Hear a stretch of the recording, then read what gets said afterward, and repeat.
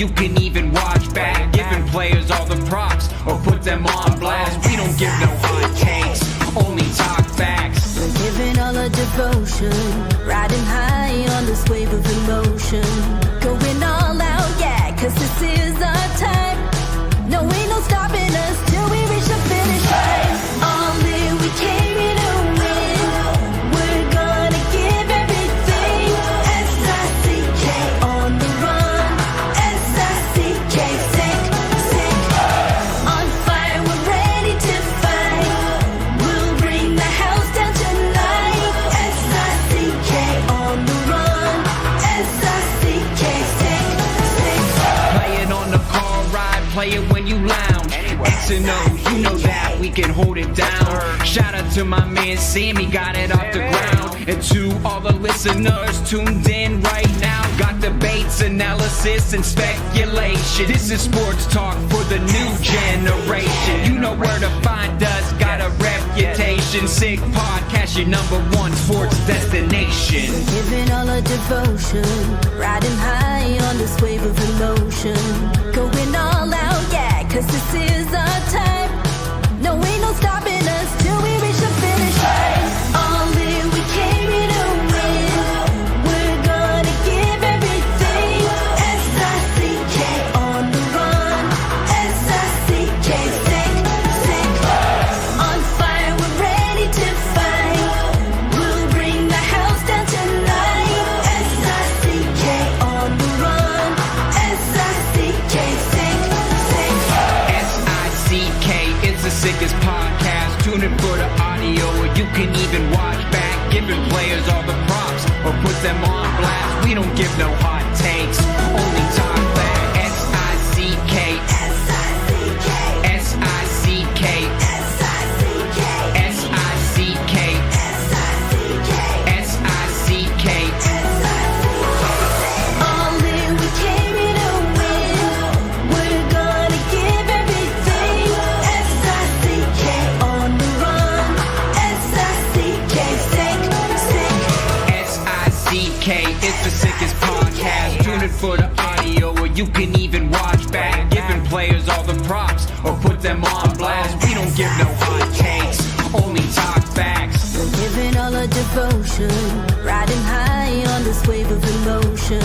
Going all out, yeah, cause this is our time. No, ain't no stopping us till we reach the finish line. All in, we came here to win. We're gonna give everything. S-I-C-K on the run. S-I-C-K, sick, sick. On fire, we're ready to fight. We'll bring the house down tonight. S-I-C-K on the run. S-I-C-K, sick, sick. Play it on the car ride, play it when you lounge.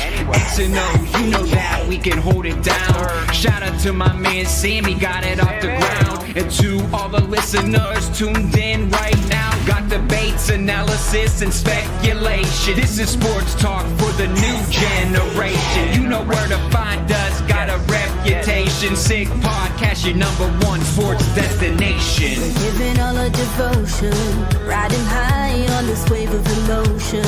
Going all out, yeah, cause this is our time. No, ain't no stopping us till we reach the finish line. All in, we came here to win. We're gonna give everything. S-I-C-K on the run. S-I-C-K, sick, sick. On fire, we're ready to fight. We'll bring the house down tonight. S-I-C-K on the run. S-I-C-K, sick, sick. S-I-C-K, it's the sickest podcast. Tune in for the audio, or you can even watch back. Giving players all the props or put them on blast. We don't give no hot takes, only talk back. S-I-C-K, S-I-C-K, S-I-C-K, S-I-C-K, S-I-C-K, S-I-C-K. Turn up your volume. Because you're about to listen to The Sick Podcast. The Eye Test with Pierre, McGuire, and Jimmy Murphy. The Stanley Cup winning Colorado Avalanche. And after 22 years, The sickest NHL podcast. Brought to you by TCS Customs and Logistics. Moving pieces, delivering peace of mind. It's gonna be sick. And welcome to another edition of the Eye Test here in the Sick Podcast Network, our special NHL trade deadline edition here at a special time on trade deadline Friday, 2025. He's Pierre McGuire and Jimmy Murphy. Pierre, how are you, my friend? I'm cold, but I'm good. I'm watching the Cornell men practice right now, getting ready for the ECAC Women's Final Four. But watching a lot of draft picks, Coach Mike Schaefer, maybe his last practice ever. We'll see here at Liner Rink. But an energetic group of Cornell Big Red just in front of me right now. Great stuff. And I got to visit that rink sometime. It looks spectacular. Pierre, obviously a lot of stuff flying around. Let's backtrack to last night. A lot of action late last night. We'll get into what is currently going on right after that. But if we go back to last night, Pierre, the biggest news, and only hours after we had Chris Botta on the Eye Test here discussing the future of Brock Nelson with the Islanders, the New York Islanders do trade forward Brock Nelson along with William Dufour. Goes for forward Callum Ritchie, defenseman Oliver Killington, who the Islanders then flipped to the Ducks, a first-round pick in the 2026 or 2027 draft, and a third-round pick in 2028. Where, as I said to you when I spoke to you this morning when we had our chat, as we do every day, I said quite the haul, but you said pump the brakes a bit, Jimmy. Why did you tell me that? I told you that because those draft picks don't. Yeah, they're collateral and they're great to have, but how do you know what you're getting with those draft picks? Mm-hmm. And look at, I don't want to pick a fight with anybody. The Islanders haven't drafted that well for a short period of time. There's a reason why they're in the position that they're in. Now, I know that a lot of what they did was they moved draft picks and even drafted players to get assets to try to win now. Bo Horvat would be a good example of that. But you don't know what those tangible assets are going to be until they're finalized. All that being said, this is a huge move for both teams. I do think Cal Ritchie is going to help the Islanders long term. I like the way they're trending with some of their young players. That's good news. Brock Nelson's acquisition in Colorado reminds me of when we got Ron Francis in Pittsburgh. He's a perfect number 2 center. So you got Nathan McKinnon in the 1 hole, Brock Nelson in the 2 hole. Right now, Casey Middlestat in the 3 hole, and Jack Drury in the 4 hole. That's what you have right now. There's a chance Middlestat gets moved. And the only reason I got this up right now is because I've got people getting in touch with me. So I apologize. I don't want to be rude. I'm trying to stay in touch. That's fine, Pierre. And as you say that, breaking news here, and I had just received a text as you were talking, and it's also starting to flood up on Twitter right now. The New Jersey Devils have signed defenseman Jonathan Kovacevic to an extension. The details are yet to be determined. Well, I think everybody knew that was coming, but good for Jonathan. He's a good person. He's a good player. They have an identity now on their back end, which is really good. They got some big people back there, which is great. They're still dealing with a Dougie Hamilton injury situation that's not getting nearly enough attention. That's tough news. But all that being said, I mean, what Florida did, or what Florida's done so far with Nico Sturm, with Seth Jones, or Vitek Vanacek, what Tampa's done, is unbelievable. With Yanni Gord, with Oliver Bjorkstrand. There's some teams making moves. Toronto, you're on the clock.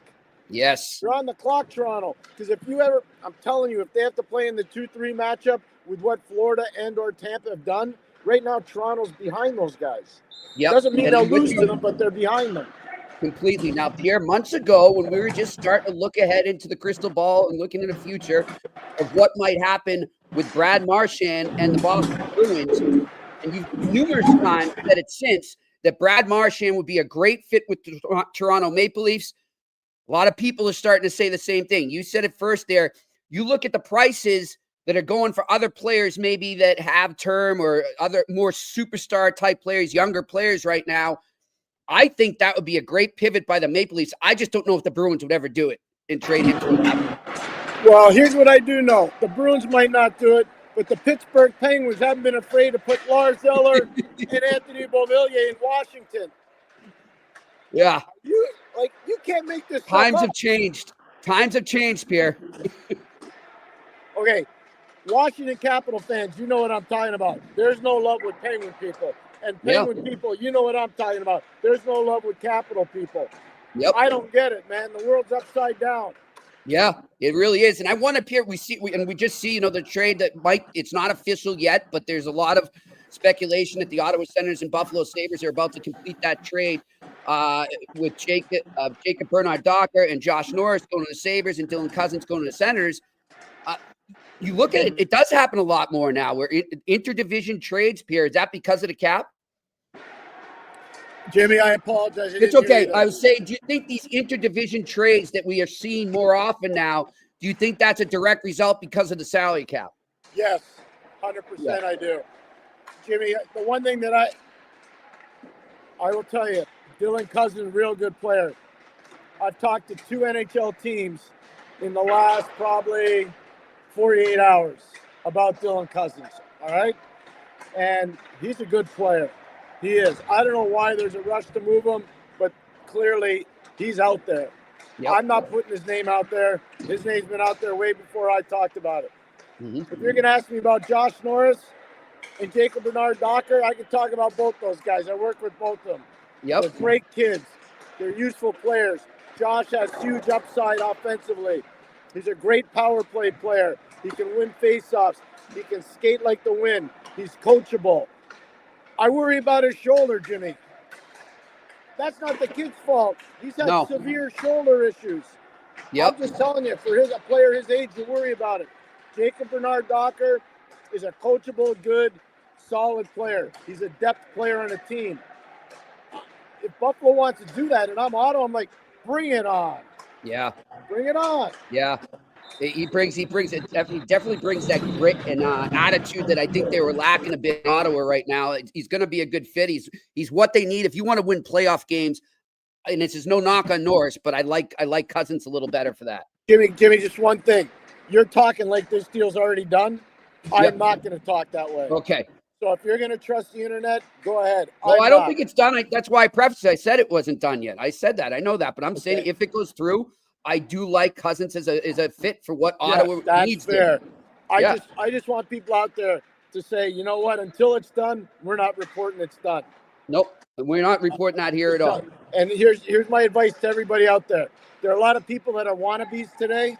There are a lot of wannabes out there today. Until a trade call is done, there's no guarantee that any trade is done. Yep. Here, another trade that happened in the wee hours of the night was the Edmonton Oilers went out and got a defenseman finally, Jake Wallman from the San Jose Sharks for a conditional first-round pick in 2026, and forward Kyle Berglund. Pierre, interesting tidbit to think about in this deal here. Remember when the Sharks got Wallman, Detroit actually gave them a second-round pick to make the deal happen. So they now end up getting a first and a second for Jake Wallman. So that's I'll give San Jose, that's some pretty good work on their part there. But on the Edmonton front, they get a D-man. We've been saying forever they need to improve that defense. I like the pickup for the Oilers.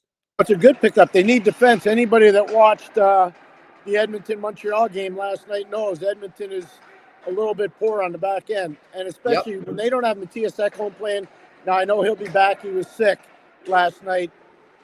But that's a problem. What I liked about this trade for San Jose, they're going after players they know. Carl Berglund played at UMass Lowell. Okay? They know the player. They know the player really well because most of their scouts are from the East, starting with Scotty Fitzgerald. You know, you look at Mike Greer. They know this player. They know the player well. Now, has he ripped it up in the American Hockey League? No, he has not. But again, there's a relationship there. Matt Cater's his agent. There's a relationship there. So and they get a first-round pick. San Jose, good for them. You know, I think Jake Wallman's a good player. Mm-hmm. Would you pay a first-round pick for Jake Wallman? I wouldn't. I know. The prices every year it surprises me. But if they get to the Stanley Cup final and he's a part of it, it's well worth it. Then it's worth it. But we don't know that. There's no guarantee. Yep. Pierre, one of the things I love about working with you most, too, is how you connect the dots. You're always the best at doing that, like you just did there with the scouting in San Jose. I want to just rewind back to that Buffalo-Ottawa trade, if it goes through, the deal that is in progress, we'll call it. What are some some connections there that you think could have made that happen, besides the fact that they see each other a lot being in the division? I don't really think there's much there. It's just more. It's just familiarity. It's just division familiarity. Look, the USA part of it on Josh Norris is because even though his father's Canadian, he was part of the national team development program. He went to the University of Michigan. Buffalo has a soft spot for American-born players. The USA Mafia in their hockey ops department. They're all hockey ops from USA, exactly. Yep. So they got a soft spot. Well, there you go. Josh for that. And Jacob Bernard-Docker was a real good defenseman at the University of North Dakota. He really was. I mean, he was a really good player for Brad Berry at Dakota. So, I mean, maybe there's a connection there. But in terms of Dylan Cousins, I mean, if they don't know him in Ottawa, then I give up. Yeah, I mean, they know Dylan Cousins in Ottawa. Yeah. I'm with you on that. So that was another one that happened late in the night. You talked about Beauvillier. Now we just wait here. Oh, and the Boston Bruins did unload as expected. Everyone was saying they would. Forward Justin Brazeau goes to the Minnesota Wild in exchange for Marit Kuznetsov. I hope I pronounced that right. And they get back Jacob Lauko and a 6th-round pick in the 2026 NHL draft. So a lot of depth moves there going on. I think Carson Soucy from the Canucks for a 3rd-round pick to the Rangers. That happened right as we were going off yesterday. So that's about it since we've been on. But I think things are going to start to happen now, Pierre, as we're on here and into the afternoon. Jimmy, I know you think things are going to happen. I think that deal last night with Colorado and New York Islanders, I think that might have scared some people off. Yep, that's a good point. Yep. I'm just telling you that's a massive price point. Massive price point for an unsigned player. That's basically a rental. There's no guarantee Brock Nelson staying in Colorado. I'm not. So that's what we're going to say. I'm not putting that Brock Nelson on the same level as Scott Laughton, but I wonder what does that do to the market for him? Oh, it ups the market because there's not a lot of centermen that can play like he does. Scott Laughton's an elite 3. He's a competent 2, but he's an elite 3. Mm-hmm. Toronto Maple Leafs, number 1 center is Austin Matthews. Number 2 is John Tavares. There's a big fat void in the 3-hole, and David Camp is a 4. You had Scott Laughton at Toronto, sizable pickup. If they can do it. I don't know if they can or can't, but if they can, it's a sizable pickup. Okay, now let's get to the biggest topic that everyone's talking about right now, and that's Mikko Rantanen and what might happen with that. There were a lot of rumors last night that Carolina had reached an agreement with the Dallas Stars to send him there, pending an extension with the Stars. Overnight and into the morning, apparently that fell apart. They could not reach an extension with the Stars, and by all reports, they're at a standstill right now. What are you hearing on that, and what's your take on that situation? Well, all I know is that if they're looking for $14 million a year from Dallas, I don't think they're going to get it. So if they're looking at 12, maybe they can. It's tougher for Carolina than it is for Dallas. Right. Carolina lost Jake Gensel last year. If they lose Mikko Rantanen this year, I don't know how much of a hurry they're going to be in to go after guys that have non-existing contracts past the year that they get acquired. Yep. This is a weird scenario. It's really different. So I don't know. I would say this, though, Jimmy. Dallas is really in the mood to get this guy. You can tell they're hot and bothered. They want to get the guy. Yeah. But I can see why, if you're Jimmy Nill, internally, why are you going to go there? I wouldn't go there either. $14 million. Well, you've got guys you got to sign still, right? I mean, Wyatt Johnson. That's my point. Yeah. So you got to think about that when you're doing this stuff. And I know Jimmy's a great hockey man, and the people around him are outstanding. I think it's more reasonable that Brad Marchand goes to Dallas right now than Mikko Rantanen. Yep. You brought that up, and I agree with you. We were saying it right before we came on the air. That would be a great pivot for the Stars to make. It's not going to cost as much. You don't have to commit to him because I don't think Brad's looking for a contract right away. He understands it would be a rental, as does the team. So, yeah, I agree with you on that. But I look at Dallas right now, and I'm with you, Pierre, because I'm looking at the contracts they've got coming up. You got Jamie Benn, who's going to be a UFA. He's your captain. You're going to want to bring him back, I would imagine. Mikael Granlund, we'll see how that works out if it turns out to be a rental or they decide to keep him.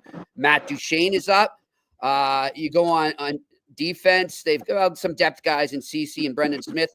But then you look ahead to the following offseason, Pierre. You've got Thomas Harley as an RFA then. You got Logan Stankoven is an RFA. You got Jason Robinson as an RFA there too. Maverick Bork and Wyatt Johnston, RFA this year. So there's a lot of maneuvering that Dallas would have to do to make that work. And I'm with you. I mean, the thing I don't get, and let's switch back to Carolina. I just don't get why Carolina did this deal when they didn't have something in place themselves. I just don't get it. You'd have to ask them. I don't know why. I'm not there. Same thing happened with Gensel last year. Okay. So they've had the same thing. Now that trade I'm seeing is official. The Dylan Cousins deal is now official.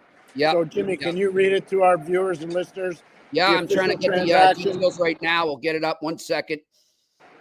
Okay, let's get it. Okay, per Bruce Garriak from the Ottawa Sun, the Senators have acquired forward Dylan Cousins, defenseman Dennis Gilbert, and a 2026 second-round pick from the Sabres in exchange for forward Josh Norris and defenseman Jacob Bernard-Docker. So there you go. That is now the deal.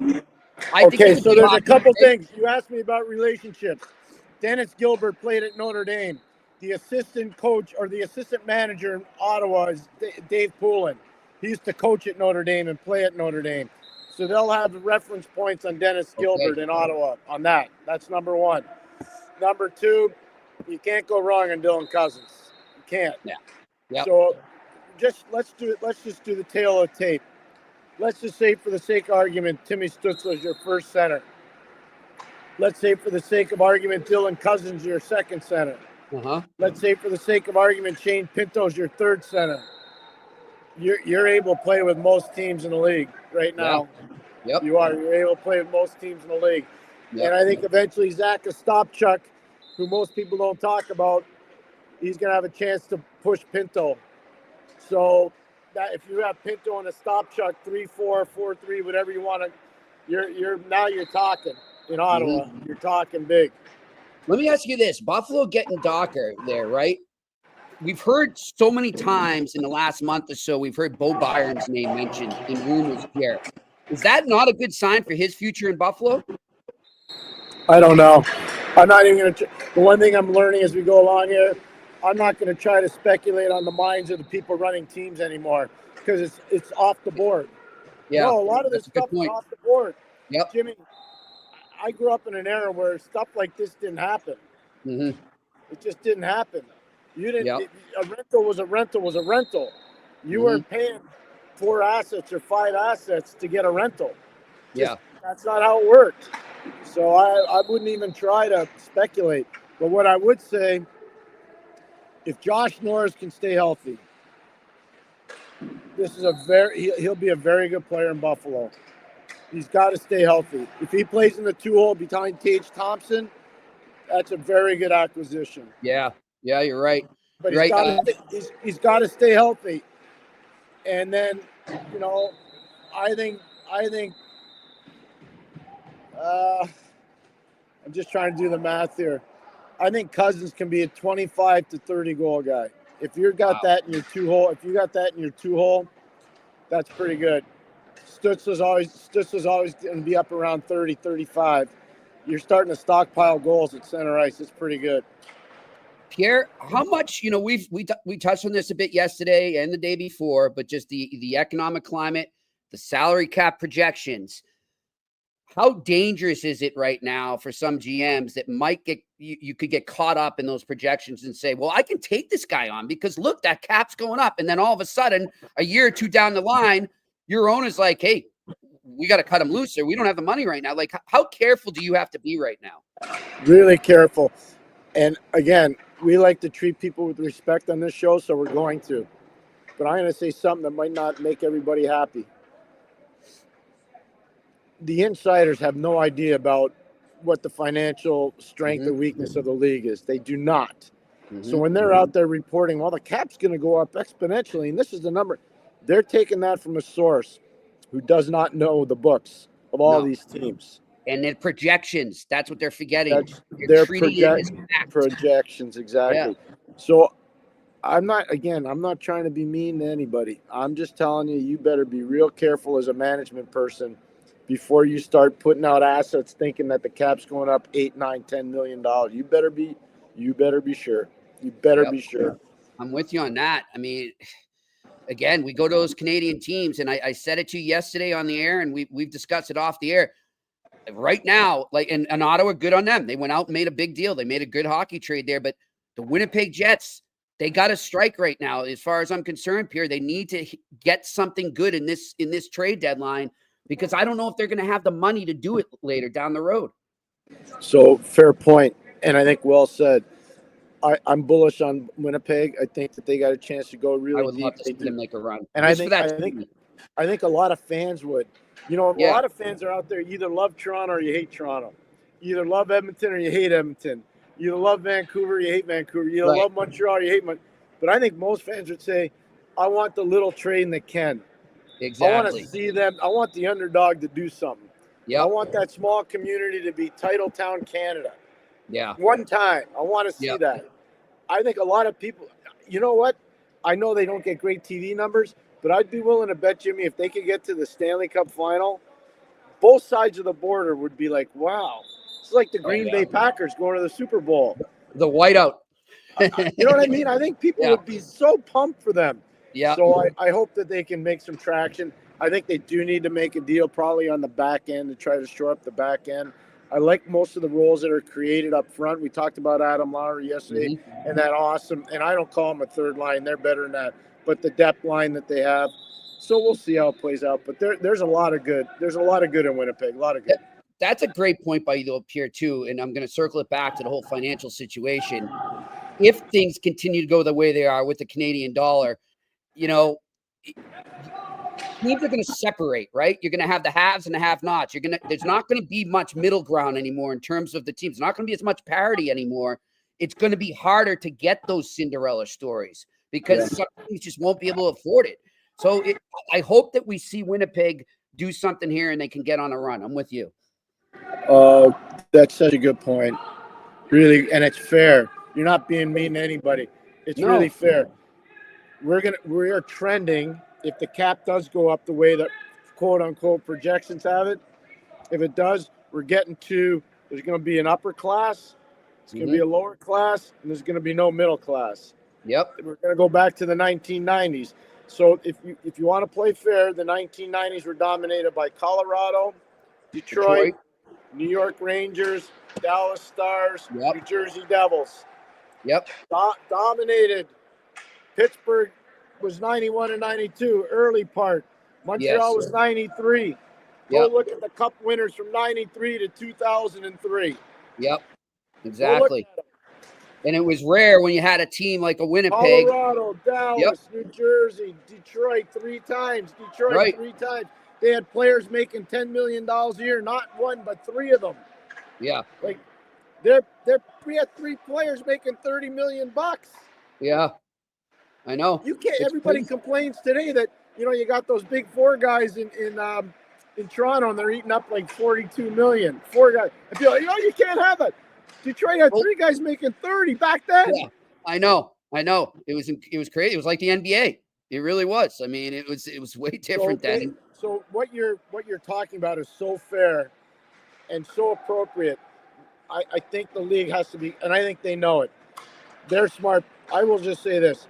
And, Jimmy, the other day we talked about Lou Lamoriello, and I said, you know what? You can rip on him all you want. I don't think it's fair. The man's had an amazing career, amazing career. And if you look at the deal that he made to get rid of but to move Brock Nelson, that's a really good deal for the Islanders. Now, we don't know what those picks are going to turn out to be, but they do have the collateral to play in the game now. They got a huge chip in the game.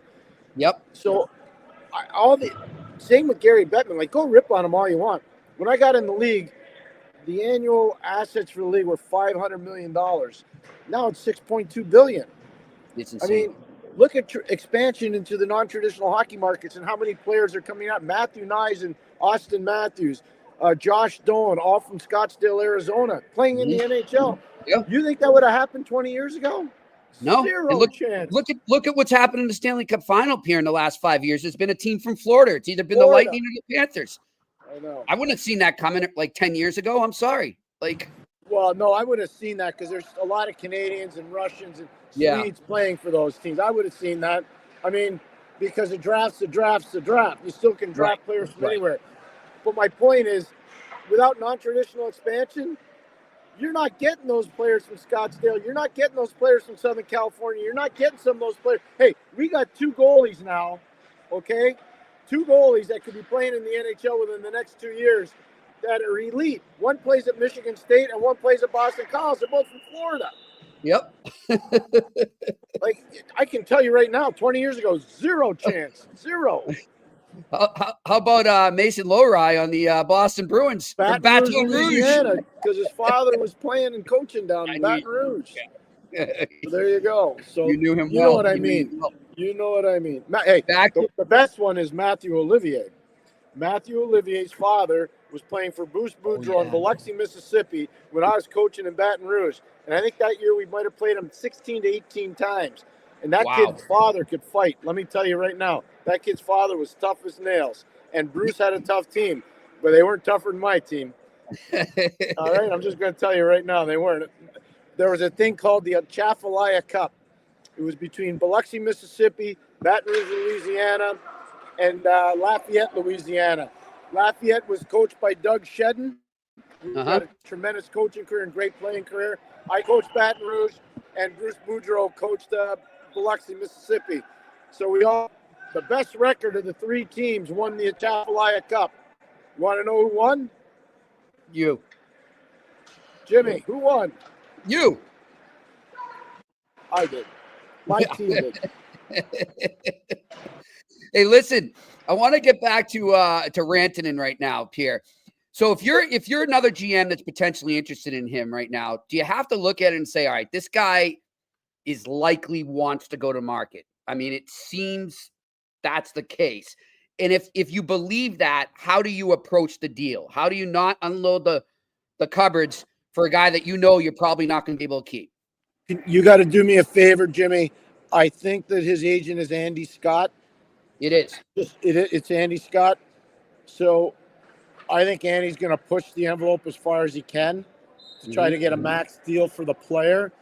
If I were a team trying to acquire, I would not do anything until I got permission from Carolina to say we want the ability to talk to the agent. And if we can't talk to the agent, we're not doing the deal. Not doing a rental. And if you want to do the parameters of a deal, here are the parameters of a deal. But until we get permission to talk to the agent, we're not going to tell you the entire deal. That's what I would do. Yep. Interesting stuff. We'll see what happens. I'm just scanning here to see if anything else has happened as we're speaking here, Pierre. Nope. Look, it's not a done deal, but Elliot Friedman reporting that Andrei Kuzmenko from Philly to LA. LA needs some scoring. I don't know how much he'll help. Yeah, but Jimmy, you got to put the red flag up on that one, Jimmy. Yeah. The question, and it's just a question. Well, he just got to Philly. That's what I'm saying. Yeah. So let's do I went to go watch him play in Europe. Okay. He was playing in St. Petersburg. Let's just do the tail of the tape. Vancouver, Calgary, Philly, LA. Who does that remind you of, Jimmy? There's a defenseman in Boston by the name of Zadorov. What did I tell you in the summertime about Zadorov? Too many Buffalo, teams and too short a team. Colorado, Chicago, Calgary, Vancouver, Boston. Yep. By the way, did you see how Bruins lost the game last night? I saw it. Yep. Come on. That's not I know people are going to go after him. You got to be fair. I know. That's not on the kid. No, I know, but that's not. It's not on him. And you know what it did, though, Pierre? But it's reigniting. It's reigniting the criticism. That's but what I'm saying. Jimmy, I don't know who did the scouting. You know better than I because you're the king of Boston. Yeah, I'm not going to say the name. Jimmy, something's going on in the West with their pro stuff. Yeah. I'm telling you, Jimmy. Same guy that brought in Lindholm, too. They're both the same guy, Lindholm and Zadorov. It would be his job to refer them. I don't know who's doing it. I don't know if they're being overruled by upper management. But if you're doing a debrief on your team, you're evaluating, okay, what have we talked about in our meetings? Where are we getting it wrong out west? Where are we getting it wrong? You know what? That reminds me of a question I wanted to ask you about the Bruins. If your ownership, or let's say you're Cam Neely, you're Charlie Jacobs right now, and you're talking to Don Sweeney as you're coming into this deadline, do you pump the brakes a bit and say, listen, Don, let's get rid of the UFAs. We know we're not going to bring back, maybe even an RFA, if you can get something good from that, you're not going to sign for whatever reason. And then we'll reevaluate things when the season's over. Let's not try to reshape or start to retool right in this moment. Let's just pave the way, and we'll look at it again in the summer. Is that how you would approach it? Yes, I would. Yeah. I don't think this is the time to make I want to be drastic. fair too. I know people are going after Donnie and have for a long time. When Peter Chiarelli left there, like 2014, 2015. 2015. Yep. So Donnie's been the manager there for almost 10 years. Yep. All right, give or take a year. Yep. But all those players that helped win the Cup in 11, and all those players that helped you get to the Cup in 13, you didn't win, but helped you get there. You know who helped bring those guys there? Donnie I know Sweeney. Chiarelli gets all the credit. Donnie Sweeney. Yeah. But Donnie's not a dumb hockey guy. Donnie's smart. I'm telling you, Jimmy, I've known Donnie a long time. Yep. He's really smart. But that's why I say I think there's got to be an internal debrief. They need to figure out what's gone wrong on the pro side, especially out west. Because you can't point fingers at anybody. You just got to find out what are we missing here? Why are we getting it wrong? Right. I'm not seeing any other moves right now. I'm seeing something coming down the pipe here on Rantanen. Let's see.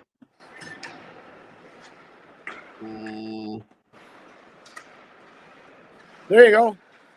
Well, I don't know. Find it? Ethan. Well, I know Ethan, we love you, but I gotta find it from a Yeah, no. That's source right now. Yeah. That was what I heard Dallas had offered, and I heard Rantanen said no to that, Ethan. That's what I was told this morning.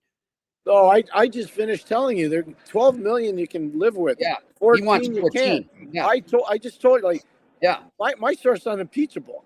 Yeah, so that's why I said what I said to you. Yeah. I'm not pretending to be an internet general manager. I'm telling you what I know, and if they're stuck on 14, I don't think Dallas does it. But if they want to go 12, I could see them doing 12. Pierre, if Rantanen was to get 12, what's Mitch Marner getting? He wouldn't want 14. I don't know if he's going to get that. Sometimes you got to do what Stamkos did in Tampa. Sometimes you got to give the team that you really love to be on and you think you can win with. And think about if you're Steven. You win 2 Stanley Cups and go to a third final. So in your career, you went to the final 4 times and you won twice in Tampa, and you're the captain of the team. That's legendary stuff. That's legacy stuff, massive legacy stuff for Steven. So, and I remember, Jimmy, I've told you this story a million times. I remember it. Everybody and their sister was going to the Leafs. He's going to the Leafs. So I'm in Tampa, and the PR person says, Steven would like to talk to you. So I go see Steven Stamkos. Like, what's up, Stevie? And he goes, why would I leave here? We got an amazing owner. I built a home. My family lives near me. Excuse me. We got a great nucleus. I got great teammates. We got an elite coaching staff. We're probably going to win the Cup. Why would I leave? I said, good point. This is in November. So he says to me, do you think I'm going to leave? I said, I don't know. Excuse me. So finally he says, I'm not leaving. Can I use that? Yeah, you can use it. So I kept reporting it, and all these people were like, you're wrong. Yep. And then he signed. I remember you on with Mitch. I remember that day clear when you went on there and said that. Well, he gave me permission. I was like, are you sure you want? Yeah, I'm staying here. I'm like, okay, I get it. Hey, Pierre, before we go to our sponsors, one thing I did want to ask you is, and I actually, as a reporter, which is weird, I had the unfortunate circumstance of doing it by accident. Did you ever have to break a trade to a player? Yes, many times. Yes. How hard is that? The best way to do it, honestly, either you have them in the office, sit them down and say, Jimmy, we like you a lot. We've just moved. You don't play any. Just say we like you a lot. We've moved you to Dallas, and here's what we're getting back. We can't thank you enough for all your effort. We're going to make it easy on you and your family. Here are the numbers for you to call, and let's just shake hands and move on. And we'll take. Don't worry. Whatever we owe you, you're getting. We're going to look after your family while they're here and move you along. You can't make it syrupy. You can't go sugar and spice and everything's nice. Their egos hurt. You're excited about the player you just acquired for that player. It's not a ton of fun. But that's an easier conversation to have than when you're dealing with a young kid when you got to tell them, hey, we're not keeping you. Your career here is over. Oh, yeah. That's a hard one. And that's the same kind of talk you got to have to the point. You know, I've had numerous kids break down in my office. It's not a lot of fun. Yeah. You ever have a player when you broke a trade to him? You ever have a player kind of losing on you in anger? No. Oh, that's good. I mean, I was there when we traded Mark Recchi and Paul Coffey, and both guys I think the world of. They took it like they took it like professional. Men. Paul sat in the rink till 4:00 in the morning by himself. Yeah. I was in the office. Paul sat in the seats. I want to say it was 3 or 4 in the morning by himself. You know, Mark moved on. He was just married, I believe, and he moved on to Philly. But it worked out for both of them too. But yeah, you know, that trade worked out really well for us. Really well for us. So I won't say the name, but it was in 2006, deadline day.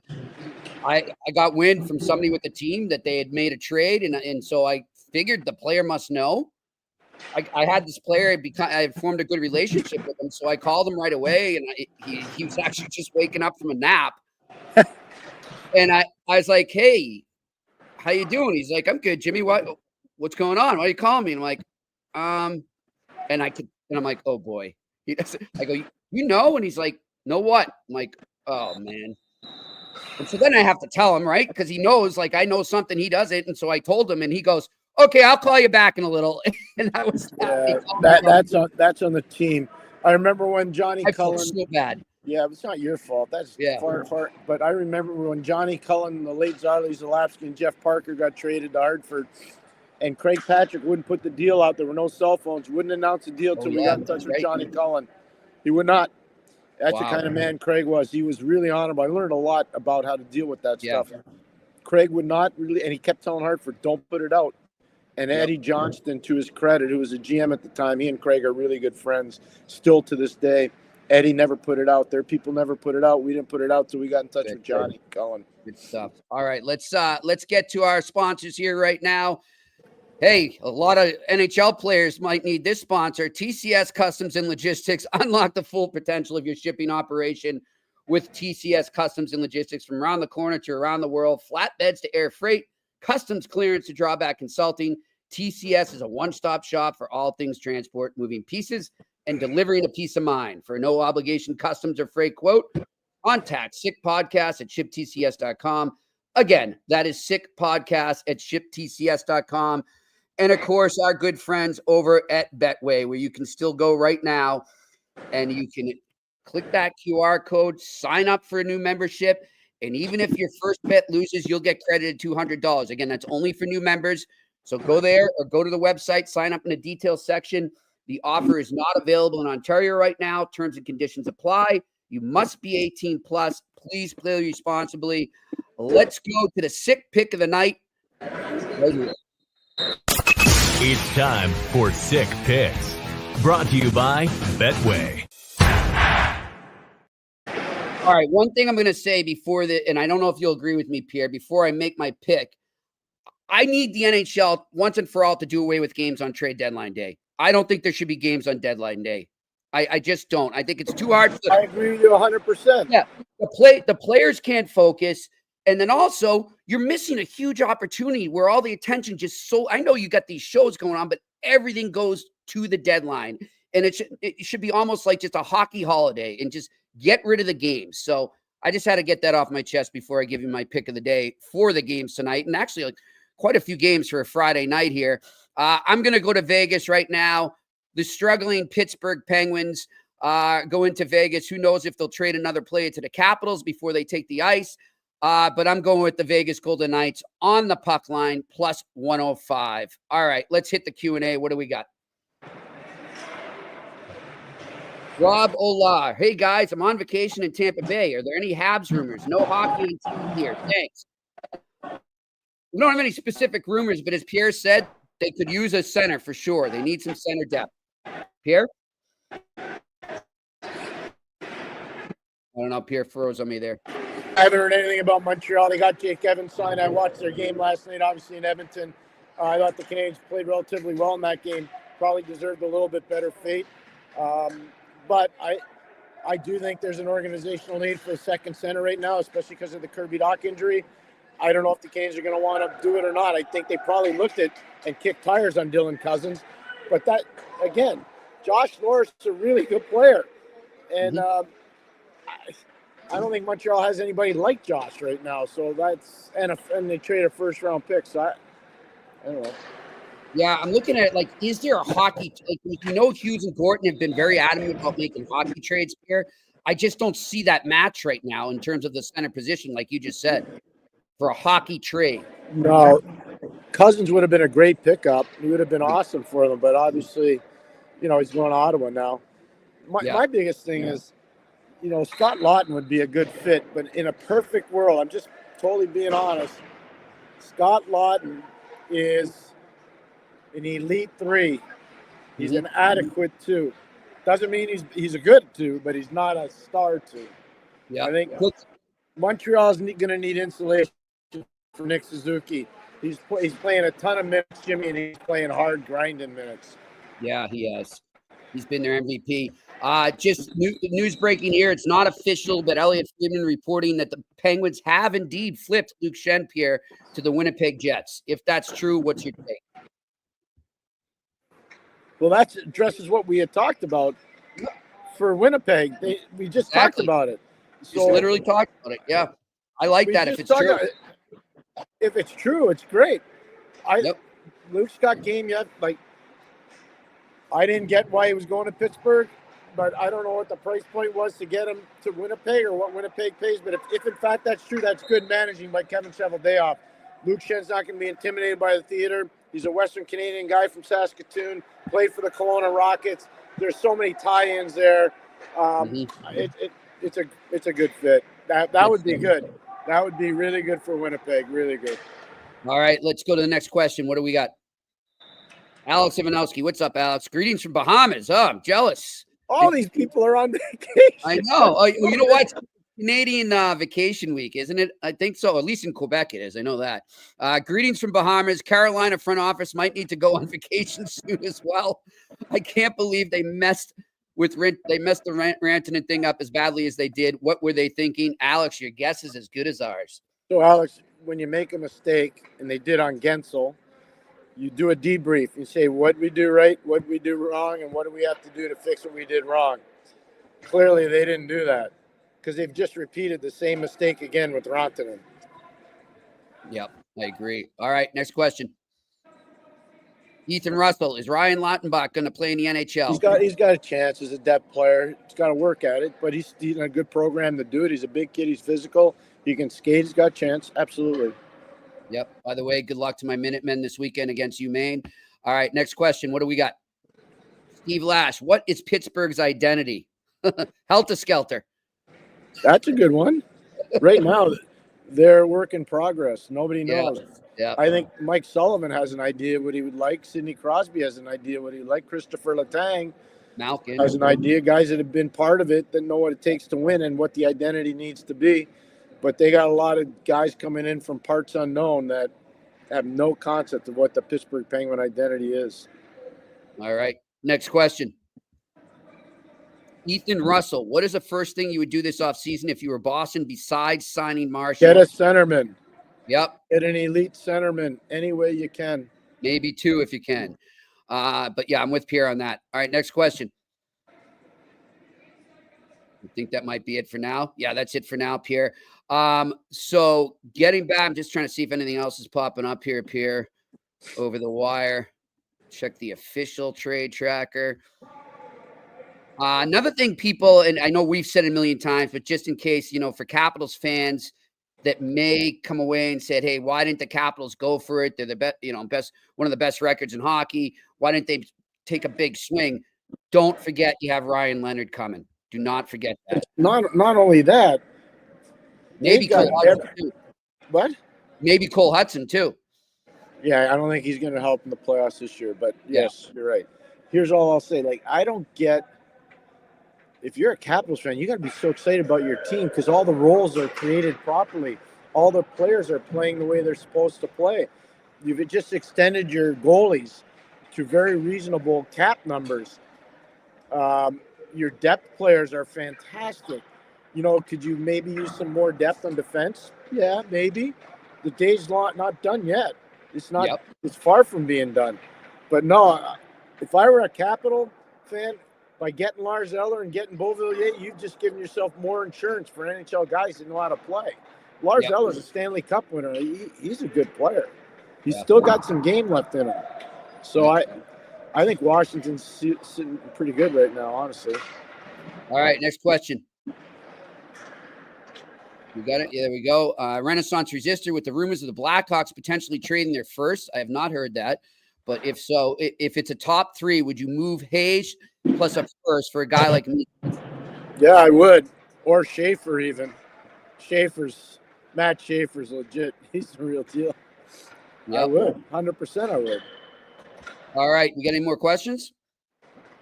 Yep. Ethan Russell, if you're Boston, would you trade Korpisalo and let DiPietro back up in the NHL? Ethan, if they could do it, yes. I just don't know if anyone wants to take that contract. Ethan, nobody's taking that contract, man. Like, I still can't believe Jimmy knows. I told Jimmy when Boston, I said, I can't believe they took that contract. God, I don't understand it. You gave up a Vezina winner and then you take up that contract. All right, next question. WPHL. What is the difference between the general manager and the president of hockey operations? Good question. A lot. Pierre? The president of hockey operations sits above. He analyzes everything. The general manager's boots on the ground. He's in daily contact with the scouting staff. He's in daily contact with the analytics people. He's in daily contact with agents. President of operations, basically an overseer to check and balance. Usually, not always, the president of hockey operations is a bit more polished when it comes to media relations. But no, they're both. I think you need to have both. I don't think you can do the job anymore, just one GM. It's too hard. It's just too hard. Hard. I agree. All right, next question. You got anything? That might be it for now. I think it is. Oh, here's one, guys, from Steve Lash. There we go. Gents, I'm waiting for the Vegas surprise. I am too, Steve. Good call. What is their need, and who do you see them potentially targeting? Well, I'd like to know how long Shea Theodore is going to be out. Because if he can't come back because of a wrist injury that occurred, obviously, at the Four Nations, I would be looking at D. Remember, Alex Pietrangelo did not go to the Four Nations because he was not feeling well. And we all know he's not getting any younger. So I would be targeting defense. I'd be really looking at defense. All right.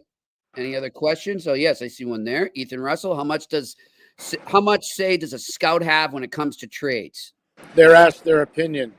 They're asked to present, but that's what they're asked to do. They have this general manager or the president of hockey operations make the trade.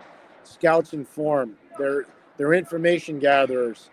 And here's the key to running a team. You need to know the scouts you can trust, that you put a little bit more value on than the guys that you don't. There's some guys that really can scout character unbelievably well. There are other guys that can scout skill really well, but don't evaluate character really well. So as a manager, you need to understand the strength and weakness of each one of your scouts. Yeah, agreed. But I do think it's important to listen to them no matter what. Because, Pierre, you've told me some stories where they didn't listen and they paid for it. So, yes, sir. Breaking right now, this is just being reported, is not confirmed, but Darren Drager reporting Brandon Tanev to the Jets for a second in 2027. Yeah, so the Jets have put in, now they know the player, they've had the player. Yep. They're all in. Their two acquisitions are, you know what they are? Yep. They're nasty, mean, physical, tough character guys. What do you have to win in the playoffs? I know the analytics community hates it when I say that. These guys aren't analytic players. Yeah, They're eye test exactly. players. Exactly. Like their character, grit. There's a great play last night at the tail end of the Buffalo-Tampa game. Watch Eric Chernak lay out and block a shot at the end of the game. And watch the response from the Tampa bench as soon as that game's over. Yep. They don't go to I loved it. They go right to Chernak. Yep. Players know. Oh yeah. Players know. Oh yeah, for sure. Unbelievable courage. That's what Luke Schen's going to do in Winnipeg. Yeah, and that's why Tampa has been so successful. That's what Brandon Tanev's going to do in Winnipeg. Yeah, those are shovel day up. You know what? I don't know what they're going to do for executive of the year in the league because there are a lot of really good executives. Shovel day off better be on the list.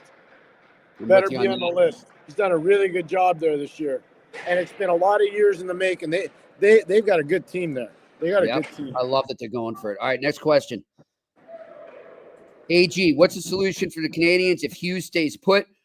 Beck playing less than 10 minutes last 2 games is not ideal. We agree. I talked about it last night with our good friend, Tony Marinaro. That's not good. They need to find that 2-hole. And if they stay put, they stay put. They're playing with house money right now. Yeah. But I do think I think they're going to try to do something. I don't know what it is. Laughton could be the guy. I don't know. I just don't know. All right, next question. Theo Perring, could the Habs offer sheet Wyatt Johnson? It could, but why would you do that? Yeah. I wouldn't do it. No. So here's what people need to understand. Offer sheet them all you want. You still got to factor in Quebec taxes and Canadian taxes from a kid that's coming from Texas where there are no taxes. Mm-hmm. So I don't know how that doesn't make – I get it. I totally get the athletic part of it. The financial part of it, which is what we always talk about, doesn't make sense. You know what, though, Pierre, that question made me think about?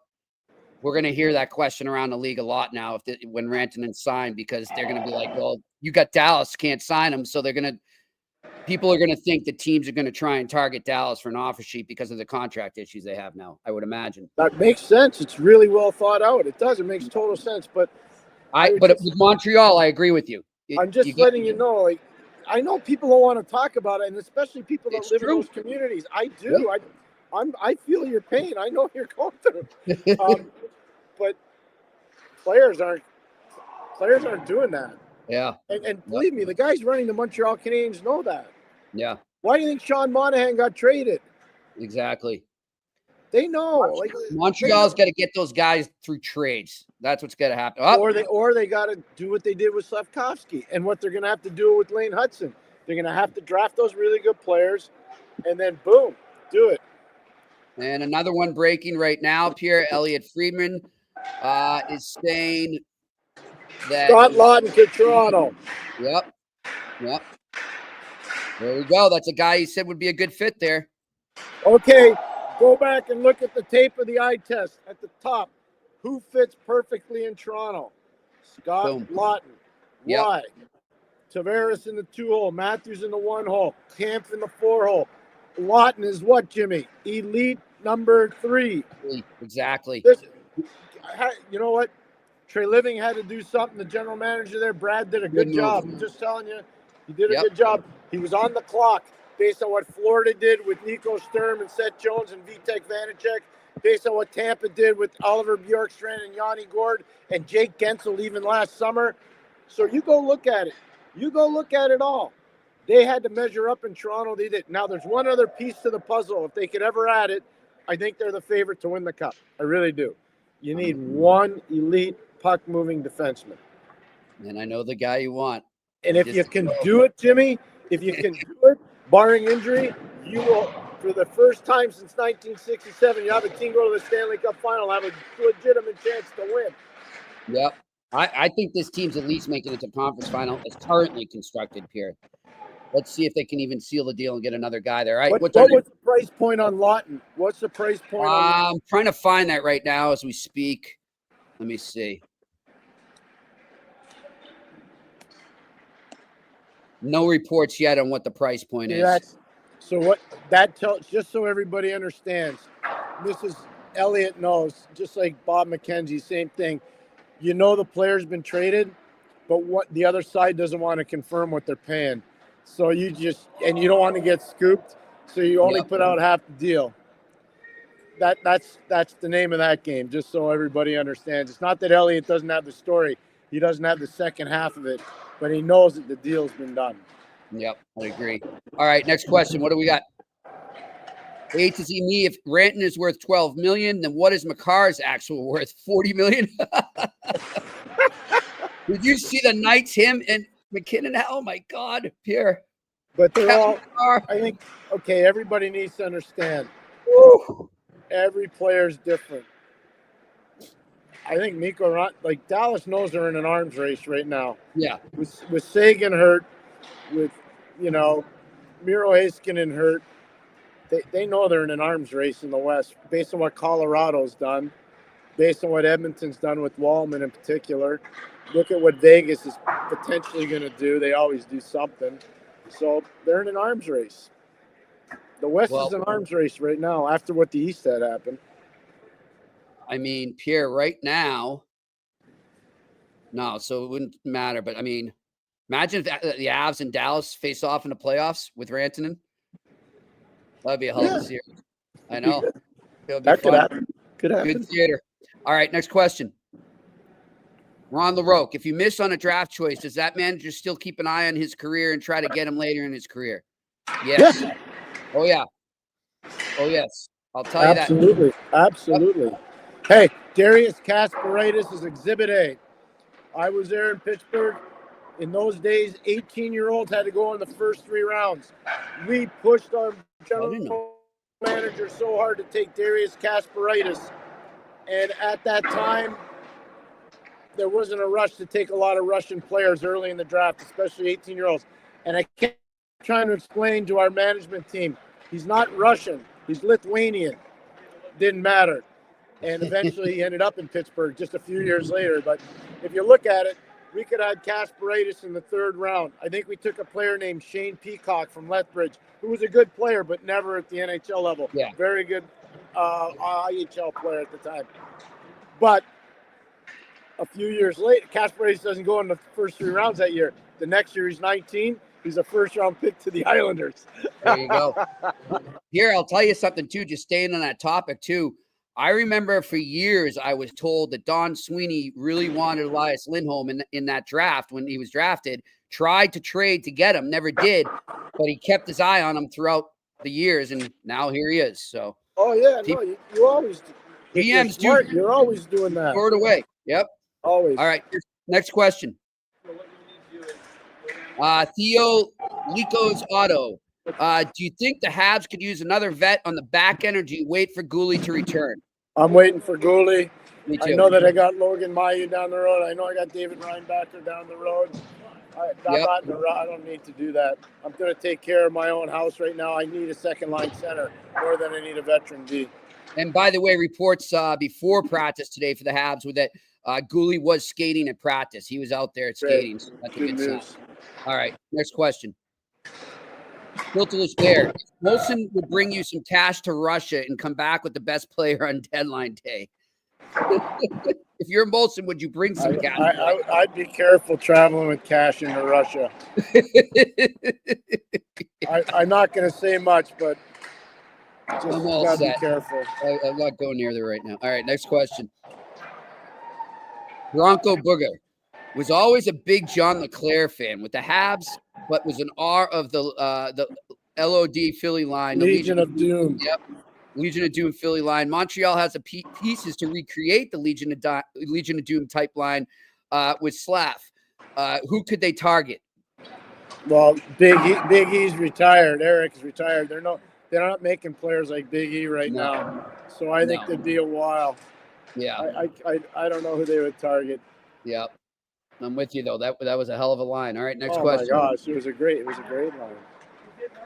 Enertac. Return for Lot is being reported to be Nikita Grabenkin and a first. Grabenkin's he's a good scorer. He's an energy guy and a first. That's the price point going up based on what happened with Brock Nelson. Yep, that's true. All right, next question. Daniel James Duran, why wouldn't Pittsburgh move Crosby and get draft picks and young players? Because Sid doesn't want to move. There you go. That's it. Plain and simple. He's loyal and good on him. I get it. I hope he does change his mind. But the one thing that's important here for fans to know, there's an amazingly respectful relationship between Mike Sullivan, the head coach, and Sidney Crosby, the captain and player of the Pittsburgh Penguins. I think they both would like to see this thing through where they're back competing again. But if something were to happen to Mike in the offseason, and I'm not saying it will, but if something were to happen to Mike, that could change everything. That could change a lot of things in Pittsburgh. Okay. All right. Next question. Ethan Russell, if you're Seattle, how many of those picks you're getting from trades are you going to actually use? I feel like they can't wait another few years. I'm not going to try to run Seattle. Yep. They've got a plan. They have an idea what they want to try to accomplish. It didn't work this year. It didn't work last year either. No. They're an interesting team to watch this offseason for sure. I think so too. I think that's a big team to watch in the offseason. There might be some changes there. All right. That looks like it's it, Pierre. We still don't. There's still some big trades that could happen there. Nothing new from what I'm seeing on Brad Marchand. But if I put a gun to your head, do you think he's traded? Yes. Me too. All right. Sounds good, my friend. All right. What do you got for the rest of the afternoon? I've got a big game coming up at 3:00 between Clarkson and Cornell. Okay. And where can we watch it? What's that? Where can our viewers see you? Is it going to be on ESPN? Oh, Plus? yeah. ESPN, Okay. ESPN Plus. Absolutely. Yep. Great. And then at 6:00 tonight, it's St. Lawrence and Colgate. That's going to be a tong war. That's going to be nasty business. Awesome. Both the four teams that are here this year are the same four that were there last year. Mm-hmm. It's the parity in women's hockey is unbelievable. Like all these games are going to be really, really tight. So I'm looking forward to it. And the physicality in women's hockey has been enhanced amazingly because of the PWHL. Because of the PWHL. I forgot to ask you for our viewers, but how did that interview go with Hank Kempf? Off the charts. What an amazing guy. I'm just watching him practice out here right now. There are parts to his game that need work on the offensive side, but the defensive side of the game is there. He needs to add a little mass up top, I'd say 10 to 12 pounds of muscle mass. He's going to play in the league. It depends how strong he can make himself, but fascinating young man and a great part of the Cornell community. I'm really impressed by him. Really, really impressed. Good stuff. Well, listen, my friend, you enjoy the hockey today, and we'll be in touch. I'll keep you posted while you're on the air, and I will see you soon. I hope, my friend. Enjoy the weekend. I'm on my way to Boston tomorrow. I'll be at the senior night, Providence versus Northeastern. Big Hockey East night last night for a lot of teams. Last night. It was huge, and it's going right to the wire for everybody. It's unbelievable. A lot of teams pole position, looking for home advantage in the first round. Unbelievable. Anyways, I'll see you this weekend and all of next week. All right, my friend. Pierre McGuire. Have a great weekend. All right. This has been another edition of the Eye Test on the Sick Podcast Network. We will talk to you on Monday. And that's a wrap. Hope you don't miss us too much until next time. Follow the Eye Test with Pierre McGuire and Jimmy Murphy on YouTube, Facebook, Google Play, and Apple Podcasts.